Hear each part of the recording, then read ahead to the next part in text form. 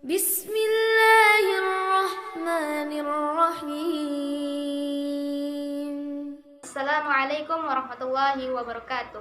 Alhamdulillahirabbil alamin wa bihi nasta'in ala umurid dunya waddin wassalatu wassalamu ala asyrafil anbiya'i wal mursalin wa ala alihi wa ashabihi ajma'in.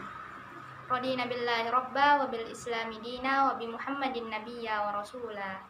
Rabbi zidna ilman warzuqna fahman. Allahumma faqihna fid din wa 'allimna at-ta'wil.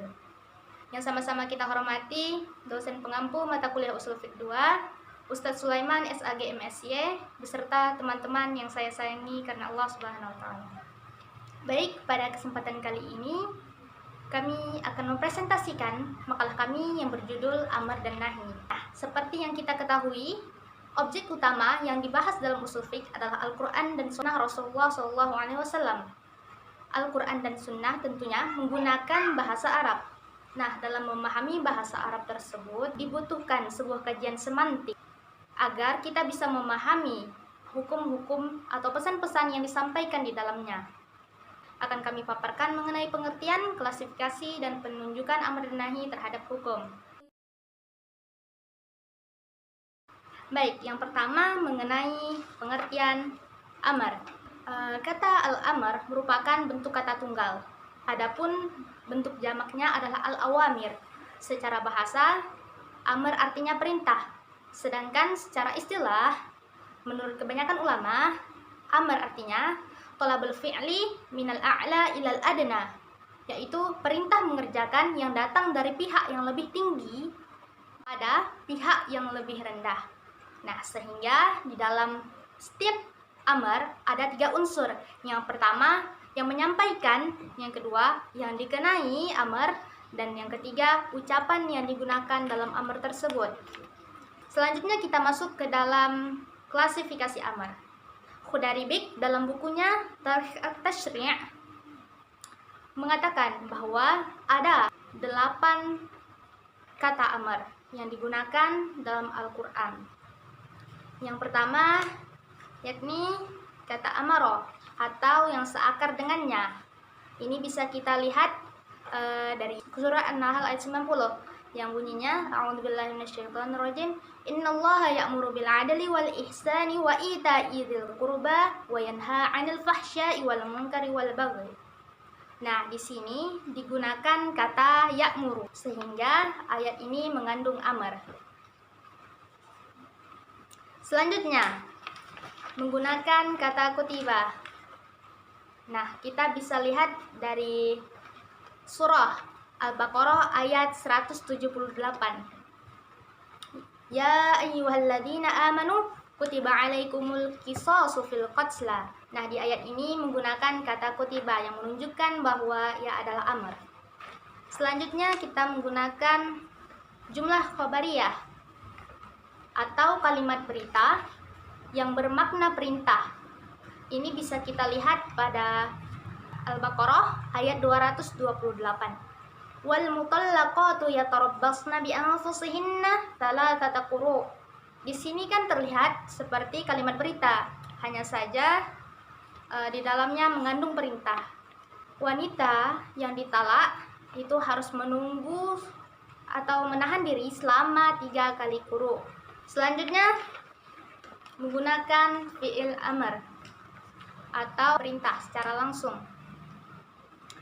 Bisa kita lihat pada surah Al-Baqarah ayat 238 yang bunyinya hafizu 'alas shalawati was salatil wusta wa qumu lillahi qanitin.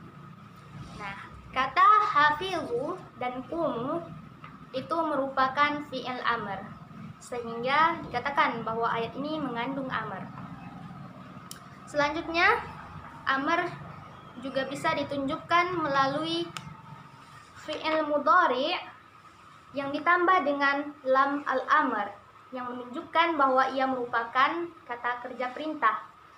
Contohnya bisa kita lihat di surah Al-Hajj ayat 29 yang bunyinya tsummal yaqadu wal yufu nudurahum wal yattawafu bil baitil atiq. Nah, di sini ada 3 kata yang menunjukkan amar. Bisa dilihat. Nah, selanjutnya menggunakan kata farodo. Kita bisa lihat pada surah Al-Ahzab ayat 50. Qad alimna ma faradna alaihim fi azwajihim wa ma malakat aymanuhum likai la yakuna alaika haraj. Di situ kita mendapati adanya kata faradna. Selanjutnya, amr juga bisa ditunjukkan melalui perbuatan yang baik yang dijelaskan di dalam Al-Quran. Nah, ini bisa kita lihat dari surah Al-Baqarah ayat 220. Fid dunya wal akhirah wa yas'alunaka 'anil yatama qul islahul lahum khair. Tentang dunia dan akhirat, dan mereka bertanya kepadamu tentang anak yatim. Katakanlah, mengurus urusan mereka secara patut adalah baik. Nah, dari sini kita bisa mengetahui bahwa mengurus anak yatim secara baik adalah perintah dari Allah Subhanahu wa taala, karena di ayat tersebut menjelaskan bahwa itu merupakan suatu perbuatan yang baik. Dan yang terakhir, amar juga bisa kita ketahui melalui ayat yang menjanjikan kebaikan yang banyak kepada pelakunya. Nah, ini bisa kita lihat di surah Al-Baqarah ayat 245 yang bunyinya, "Man dzalladzi yuqridullaha qardan hasana fayudha'ifu lahu ad'afan katsirah." Siapa yang mau memberi pinjaman kepada Allah, pinjaman yang baik, maka Allah akan melipat gandakan pembayaran kepadanya dengan lipat ganda yang banyak. Nah, dari sini kita dapat mengetahui bahwa ayat tersebut mengandung amar. Baik, sekian penjelasan dari saya. Selanjutnya akan dijelaskan mengenai penunjukan amar terhadap hukum. Terima kasih. Lalu penunjukan amar terhadap hukum ada 5. Yang pertama adalah penunjukan hukum itu wajib, seperti perintah sholat dalam surah Al-Baqarah ayat 110. Hukum anjuran itu seperti anjuran dalam menulis hutang piutang dalam Al-Baqarah ayat 282. Hukum itu mubah seperti dalam surah Al-Mu'minun ayat 51. Melemahkan seperti dalam surah Al-Baqarah ayat 23, dan sebagai penghinaan atau ejekan seperti dalam surah Ad-Dukhan ayat 59. Nahi adalah bentuk kata tunggal. Bentuk jamaknya adalah nawahi yang artinya larangan. Yang dimaksud dengan nahi adalah tolabul kafi anil fi'la minal a'la ilal adna. Tuntunan untuk meninggalkan perbuatan dari pihak yang berkedudukan lebih tinggi ke berkedudukan lebih rendah.